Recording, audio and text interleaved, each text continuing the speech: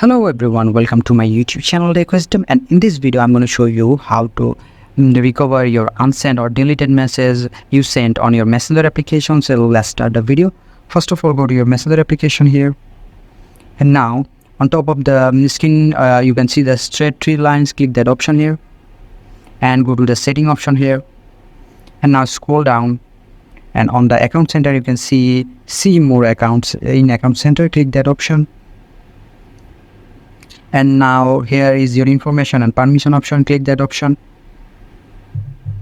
and now you can see the option download your information. Click that option here, and now select download or transfer information, and now select the ID that you want to download your messages from. Select it and click next, and select the specific type of information here.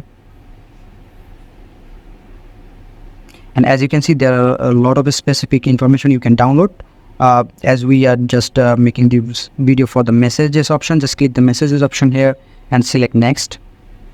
And after that, select the download to this device option, and it will give you the data range. You can select it and change it according to your preference, and you can also change the format option if you like, and then select create file.